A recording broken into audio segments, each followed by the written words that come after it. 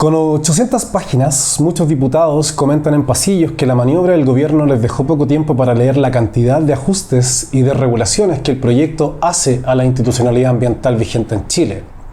Las y los mismos que ahora rechazan el proyecto lamentan la aprobación del primer trámite y han declarado su rechazo públicamente.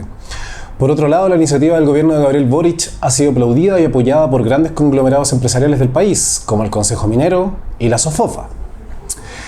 La llamada Agenda de Permisología consta de varias modificaciones legales, entre ellas el proyecto de ley de autorizaciones sectoriales y la reforma al reglamento del sistema de evaluación de impacto ambiental, SEIA. Bajo esta misma lógica, la reforma al reglamento del sistema de evaluación de impacto ambiental fue aprobada por el Consejo de Ministros el 6 de junio pasado y se encuentra en Contraloría para toma de razón.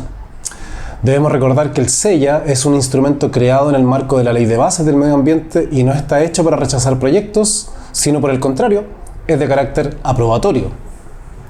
Más de 200 organizaciones ambientales del país se han manifestado en contra de este proyecto y la agenda de permisología del gobierno de Boric y apuntan al ministro de Economía, Nicolás Grau, como el artífice de un verdadero descalabro normativo sin precedentes en la historia ambiental del país.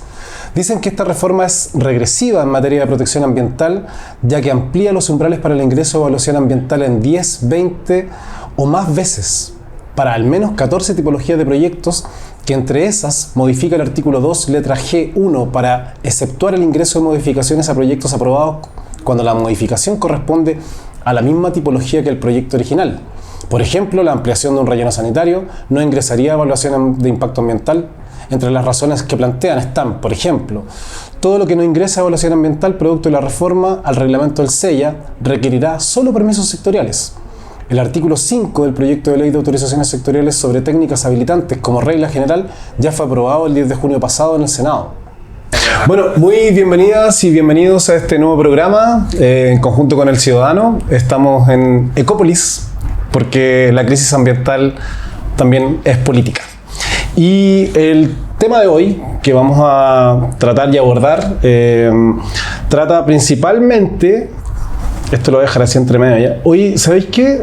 Bueno, ahí después lo... El tema de la semana en Ecópolis es el proyecto de ley de autorizaciones sectoriales, también llamada Agenda de Permisología del gobierno de Gabriel Boric y el ministro Nicolás Grau. Con nosotros nos acompaña hoy día Felipe Moreno. Felipe Moreno es el encargado legislativo de la organización Chile Sustentable. Felipe, muchas gracias, bienvenido. Muchas gracias por la invitación. Ecópolis. Felipe, ¿hace cuánto tiempo que Chile Sustentable está al tanto de este proyecto, tremendo proyecto, ¿no? Son como más o menos 800 páginas de un proyecto que partió el año pasado, se aprobó en primer trámite legislativo y queremos saber un poco cuál es la percepción de ustedes como organización. Mira, nosotros nos enteramos el año pasado, pero no le tomamos el peso a este proyecto de ley en un comienzo. Lo vimos pasar, la verdad es que la agenda ambiental, por decirlo de alguna forma, no ambientalista, sino que la agenda que tiene alcances ambientales es grande, tiene muchos frentes, entonces nos concentramos en otros proyectos de ley y esto fue avanzando sin, como te digo, que le tomáramos el peso en un comienzo y ya después empezamos a meternos más de fondo y claro, es un proyecto de ley muy grande, muy complejo. Es un proyecto de ley que modifica 40 leyes, entonces es una reforma profunda, no es solo un proyecto de ley. Es todo un nuevo sistema, se introduce incluso un nuevo paradigma en la administración del Estado.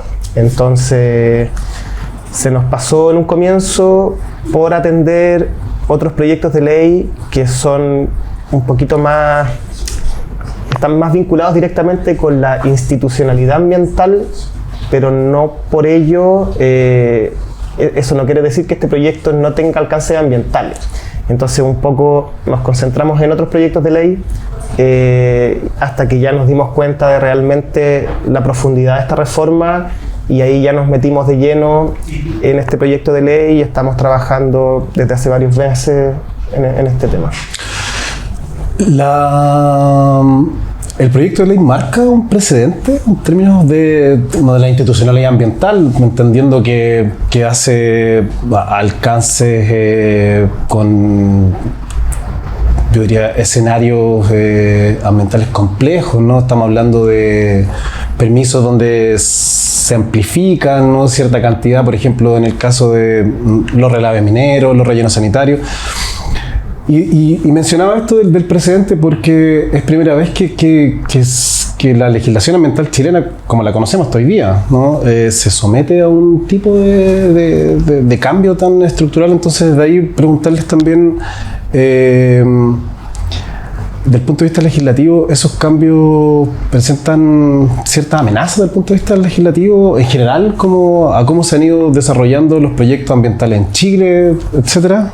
Mira, es complejo el tema porque hay una institucionalidad ambiental propiamente tal que tiene un mandato bastante específico de revisar ciertos elementos, y este proyecto no toca ese funcionamiento de esa institucionalidad, lo toca de forma súper marginal, ¿ya? El tema, y esto ha sido algo que es una forma en cómo se presentó este proyecto de ley, de que no tiene alcances ambientales, porque no toca la institucionalidad ambiental propiamente tal. El tema es que toca todo lo que sí tiene alcances ambientales, que va por fuera de esta institucionalidad ambiental. Y eso ha sido una discusión que hemos tenido y hemos sostenido el punto de que no, por el hecho de que este proyecto no toque la institucionalidad ambiental, eso no quiere decir que no tenga alcances ambientales. ¿De qué forma tiene alcances ambientales? A través de lo que son las regulaciones sectoriales. Así se dice, en el fondo, cuando tú estás estudiando distintos elementos, sean ambientales o no, pero de forma más parcializada. Entonces, este proyecto toca la regulación de aguas, toca la regulación del bosque nativo, toca la regulación minera, toca un montón de aspectos, la regulación de pesca, no solo de la pesca industrial, sino que también de la salmonicultura. Entonces, no toca cómo se vinculan todas estas industrias, todos estos espacios con el SEA, el Servicio de Evaluación Ambiental, sino que toca los permisos que cada servicio, Cernapesca, Cernagiomín, distintas Ceremi, distintas superintendencias, abordan a cada una de estas industrias, de estos sectores. Entonces, se nos dice que esto no toca el sistema ambiental, pero eso no quiere decir que no tenga alcances ambientales muy profundos. Eso es como un poco cómo funciona este proyecto de ley.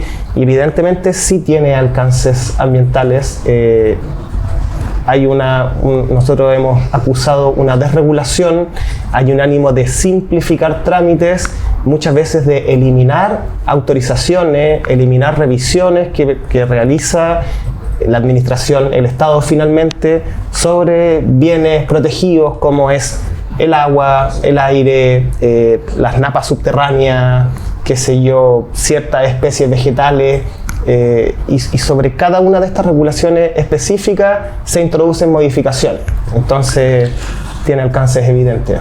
De hecho, para allá quería ir. Ya antes de eso, el proyecto no propone estructuras del punto de vista, por ejemplo, de aumentar, por ejemplo, la dotación de personal en los sistemas, porque si no van a pasar por un sistema de evaluación de impacto ambiental, tal como mencionas tú, pasa directo y alguien podría autorizarlo, como Cernapesca, por ejemplo. ¿Está Cernapesca preparado para tomar ese tipo de proyectos? Por ejemplo, un permiso sectorial que vaya a aumentar la capacidad de, por ejemplo, una salmonera en X lugar. Mira, tú estás eliminando un montón de revisiones previas. Por lo tanto, de alguna forma le estás sacando trabajo de encima a los servicios, porque ya no tienen que hacer la revisión. Este proyecto tiene una lógica de que tú presentas una declaración jurada, dices que con eso estás cumpliendo la normativa y sin que nadie revise esos antecedentes se entiende que ya estás autorizado para funcionar. Entonces no se requiere en teoría mayor personal para esa fase, pero sí esto debiese tener un contrapeso en lo que viene después, que es la fiscalización y el ejercicio de fiscalizar que efectivamente se ejecuten los proyectos en base a lo que dice tu propia declaración jurada. Y no hay en lo absoluto un acompañamiento o un refuerzo de estos servicios en esa etapa posterior. Y eso es algo de lo que también nos parece más preocupante de este proyecto de ley, que en el fondo quita un contrapeso, quita revisiones previas, y si eso tuviese un acompañamiento o un contrapeso en la etapa posterior, podría haber un argumento de que estamos cambiando, quizás estamos manteniendo una balanza relativamente equilibrada, porque tú le estás sacando una revisión pero estás fortaleciendo la fiscalización, pero eso tampoco es así. Entonces los servicios no van a recibir un mayor presupuesto, mayor personal, mayores capacidades técnicas ni regulatorias para que su fiscalización sea más eficiente o sea mejor hecha de alguna forma. Y de hecho, hacia allá quería llevar un poco la otra pregunta que tiene que ver con en el escenario legal, ¿no? Como legislativo, que probablemente ustedes también pueden amplificar un poco mejor esas visiones y lo que va a ocurrir.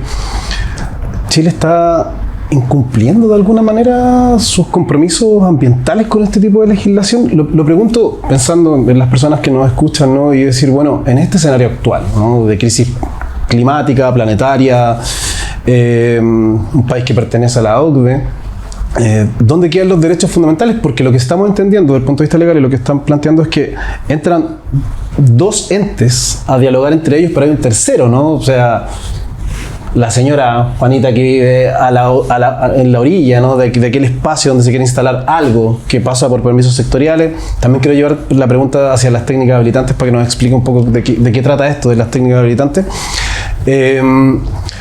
Pero pareciera ser que de lo que hemos estado revisando que legalmente Chile parece que está topando en algunas cosas, ¿no? Y eso es parte un poco de la pregunta. Lo que pasa es que el marco de obligaciones de Chile como Estado sigue siendo...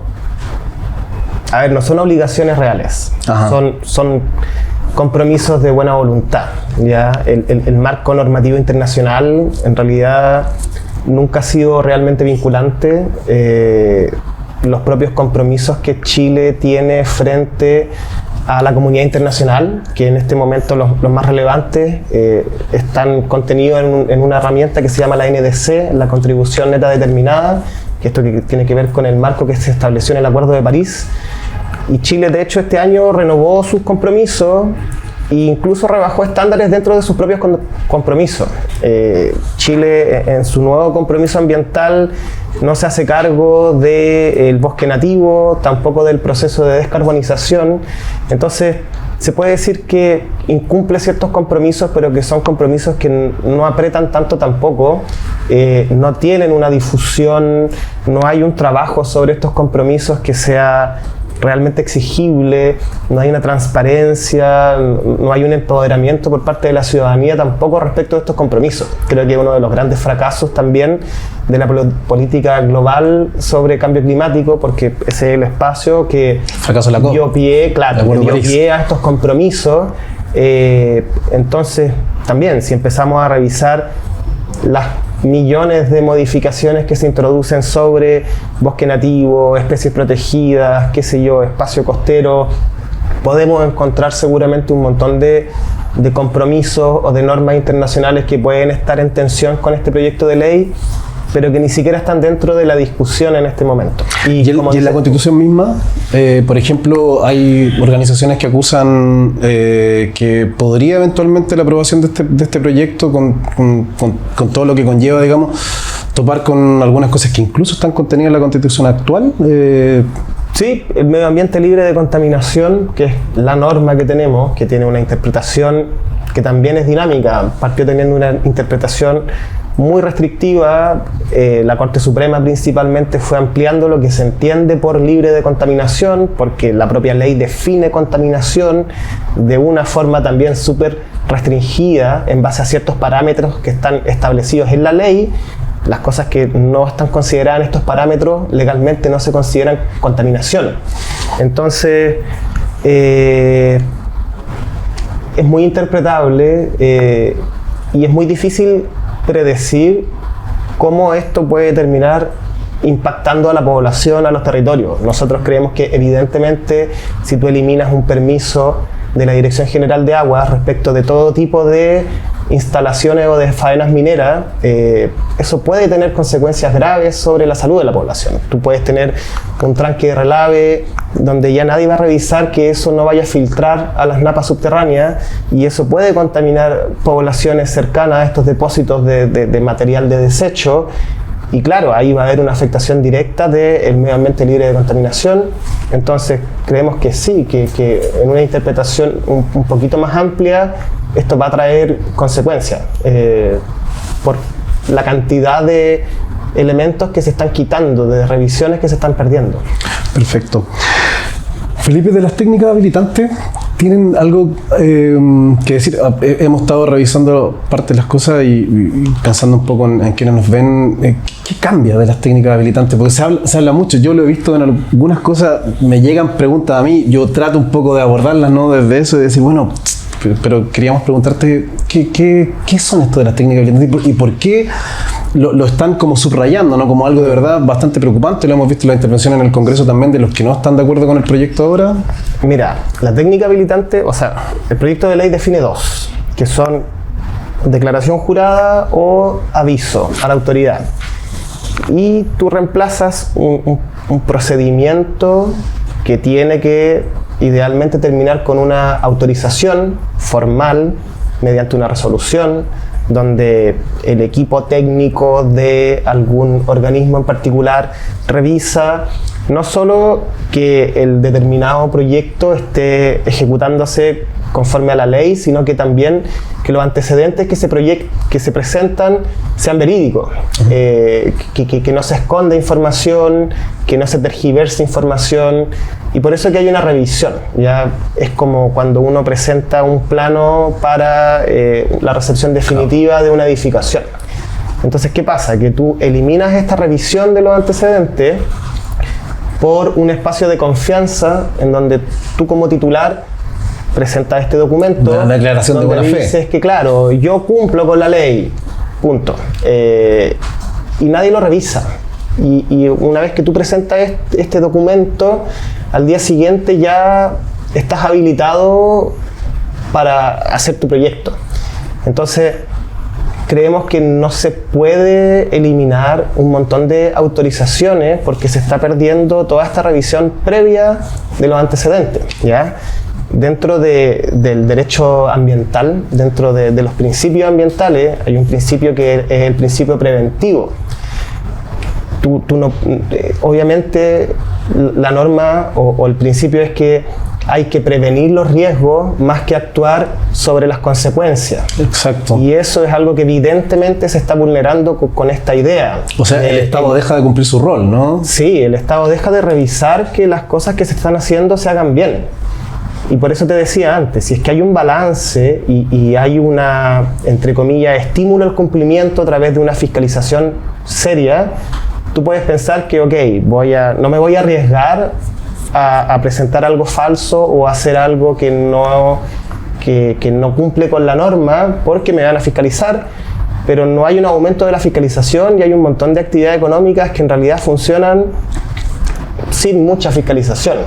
Y hay muchas veces en que la fiscalización tampoco importa tanto porque tú estás dispuesto a pagar la multa porque igual eso sigue siendo más rentable que cumplir la norma. Entonces no hay un contrapeso y obviamente puede haber alguna autorización que esté de más.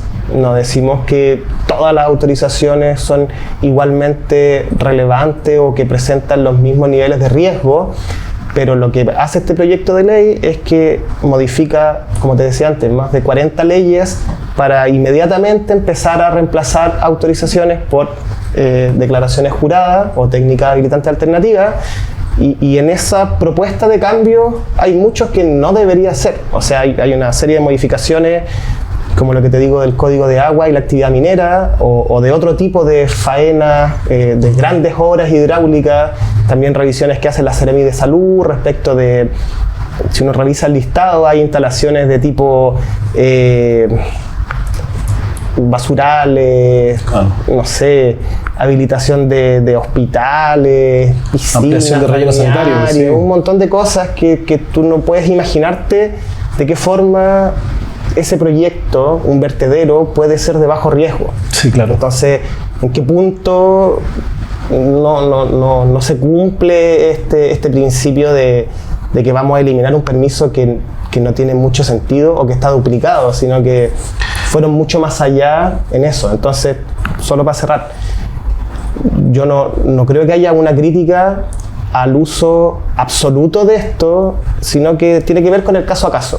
Y aquí el proyecto abusa de la figura, va mucho más allá de lo que debiese haber ido, y ese es el tema, no hay una oposición así de plano a una figura. O una modernización. Que puede existir, pero si vamos a revisar cómo se está aplicando, no estamos para nada de acuerdo en eso.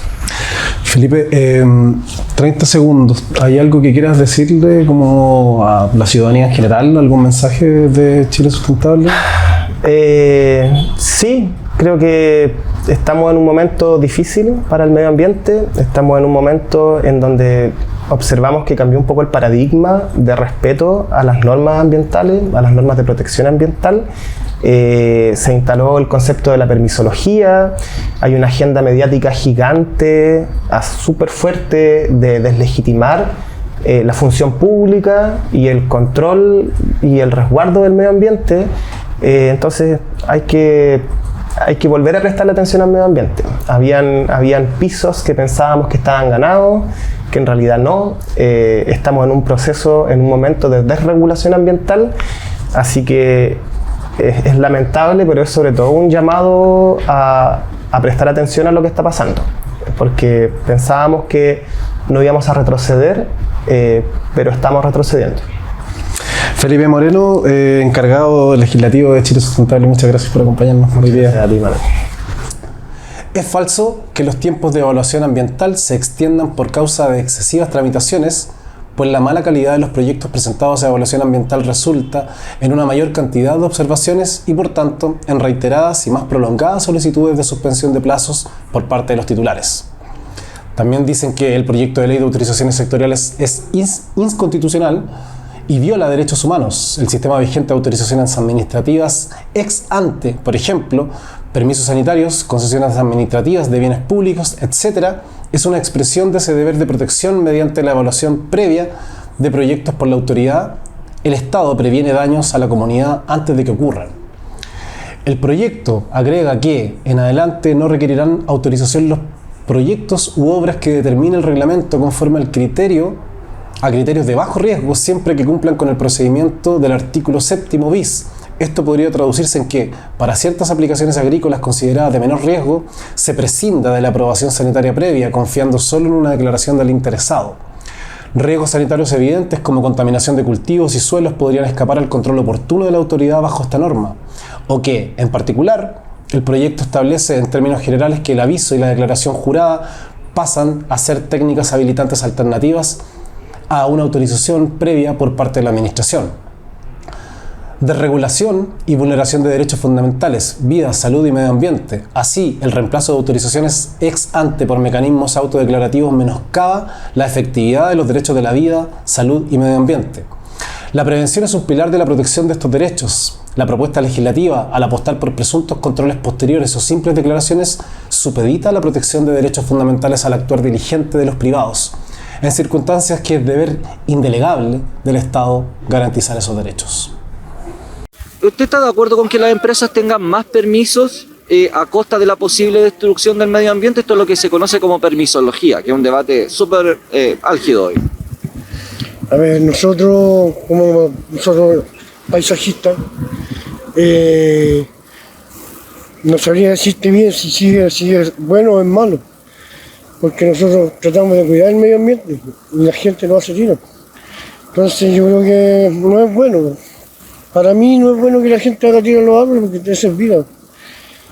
Nosotros llevábamos 12 años trabajando en esto ya aquí en esta plaza y es súper bonito para nosotros. No sé si a ustedes les gusta, pero nosotros tratamos de tener lo mejor posible. Que debería existir la oportunidad de crear más empresas, pero con normas, restricciones que cuiden al medio ambiente, que en realidad no esto sea contraproducente, que estén en contra, sino que sea una construcción, una creación única, junta, no sé, cuidando tanto como lo económico como lo ecológico. Siempre se debe primordialmente resguardar el medio ambiente. Ante las permisologías, yo creo que sí son algo productivo, en el caso que sea algo para mejorar los procesos productivos, la producción del país, siempre con permisología. Ahora, también hay impuestos, que pueden ser impuestos verdes, que se pueden incluir a las empresas también, que esos impuestos aportan también al bienestar del país, pues, de alguna u otra forma. Siempre todo se regule, sí se puede. Ahora estamos con Pamela Po. Pamela Po es politóloga, magíster en sociología, directora de políticas públicas, incidencia en Fundación Ecosur e integrante de la red de politólogas. Pame, muchas gracias por acompañarnos. No, feliz de estar acá, sí. Bienvenida a Ecópolis. Y Pame, varias organizaciones y personas en este tema de la agenda de permisología nos han preguntado por qué el gobierno de Gabriel Boric presenta este proyecto de autorizaciones y otras cosas más también, como el reglamento, que también podríamos en algún momento mencionarlo, al sistema de evaluación de impacto ambiental. ¿Por qué pasa en este gobierno?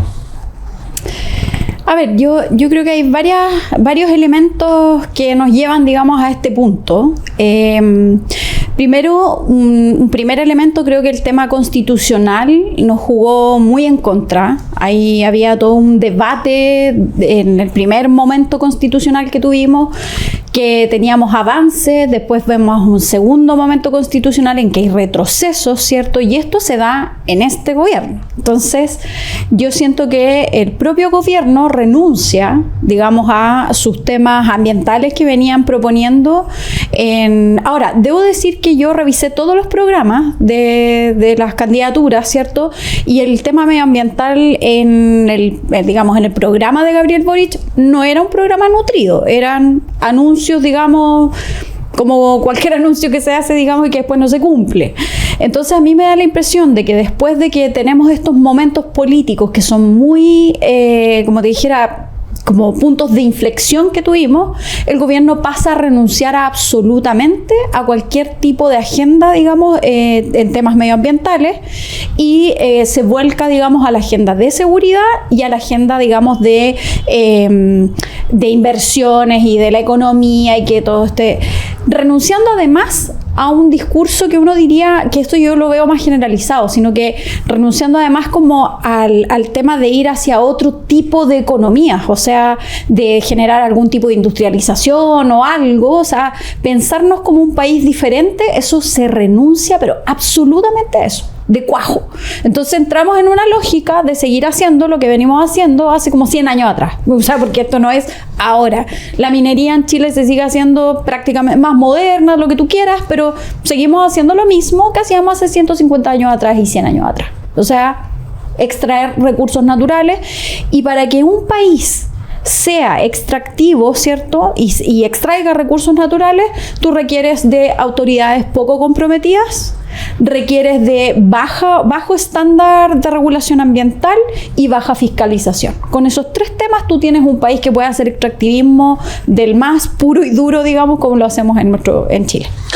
Y de las señales políticas que estaría dando el gobierno con esto, por ejemplo, en el caso de estos permisos, ¿no? Y que pasan de alguna manera directo, en el caso, lo hablamos con la entrevista anterior, en el caso de estos permisos directos, por ejemplo, declaraciones juradas, ¿no? Estas declaraciones de buena fe. ¿Qué señal da el gobierno con respecto a la seguridad en un escenario de crisis climática, en un escenario de crisis planetaria? A propósito de lo que mencionas también, de mirar esta matriz y decir, bueno, parece que ven una repetición, no es solo una continuidad de una política extractivista muy antigua, no hay nada nuevo aquí.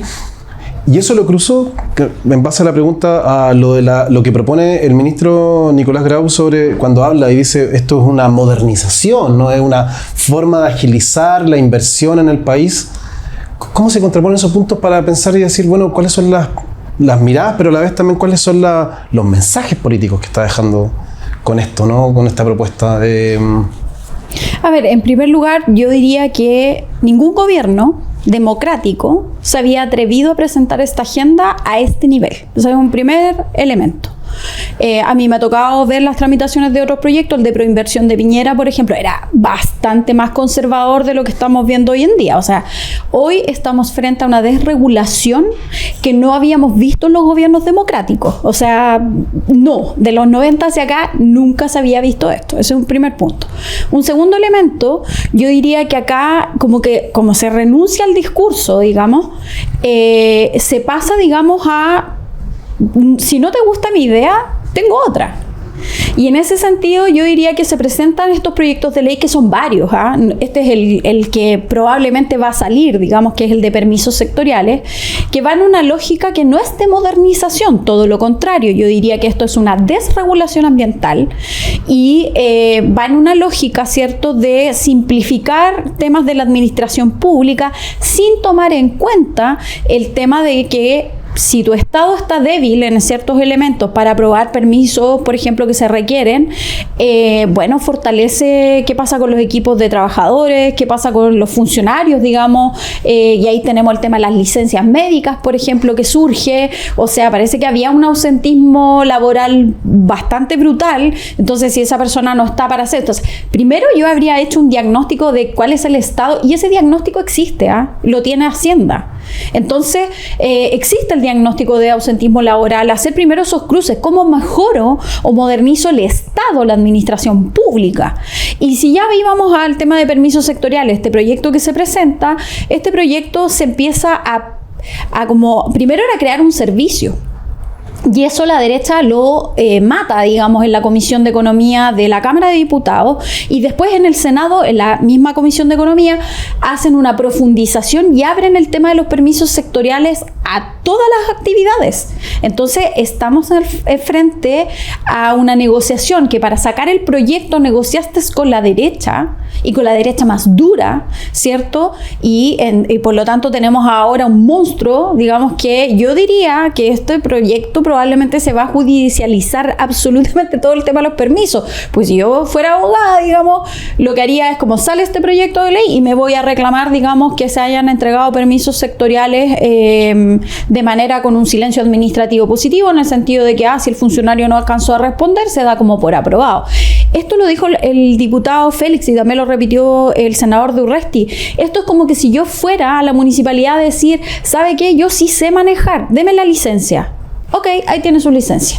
Eso es. Es una declaración de buena fe. De buena fe, o sea, ok, eso es. Pero entonces acá el gobierno va a tener que hacerse cargo, el que venga, digamos, y este gobierno cargar, digamos, con lo que se hizo, digamos.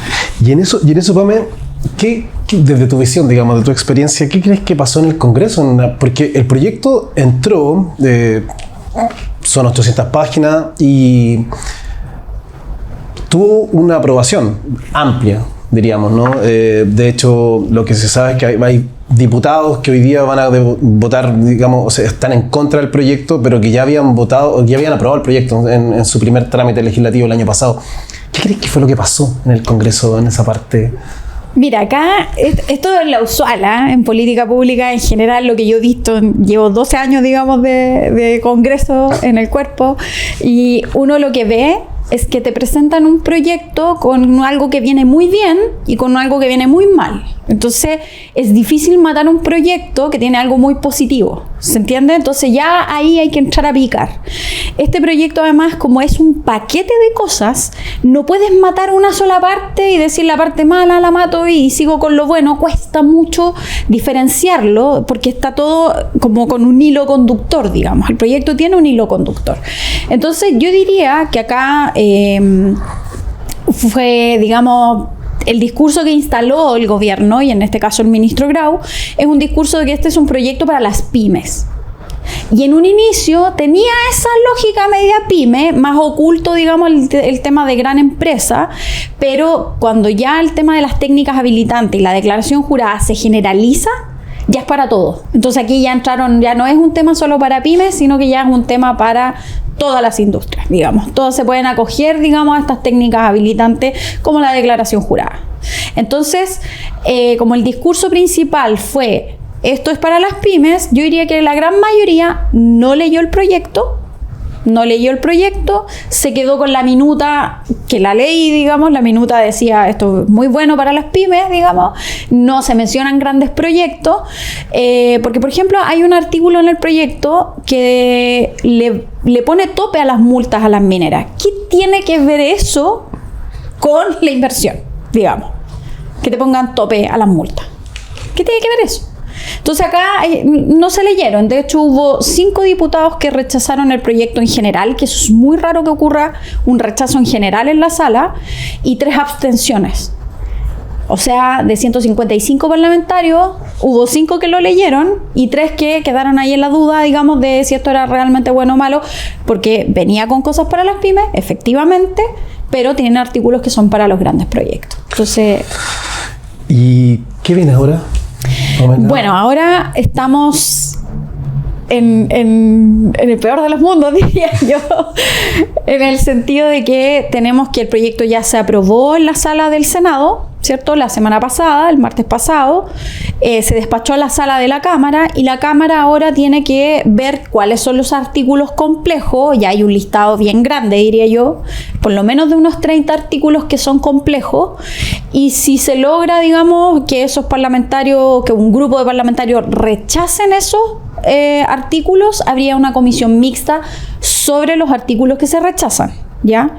Ahora, puede ocurrir que la Cámara de la Cámara de Diputados, digamos, la sala, apruebe todo tal cual viene, y eso significa que el proyecto se despacha del Congreso y eso va a ley. Y no me cabe duda que va a ser ley, digamos, la promulgación y publicación del proyecto va a ser muy rápida. Tenemos 30 segundos. Ahí está tu cámara, Pamela. ¿Qué le dirías a la ciudadanía en general sobre esto? Desde tu visión, tu experiencia. Bueno, yo le diría a la ciudadanía que hay que estar en una lógica muy de resistencia y movilización.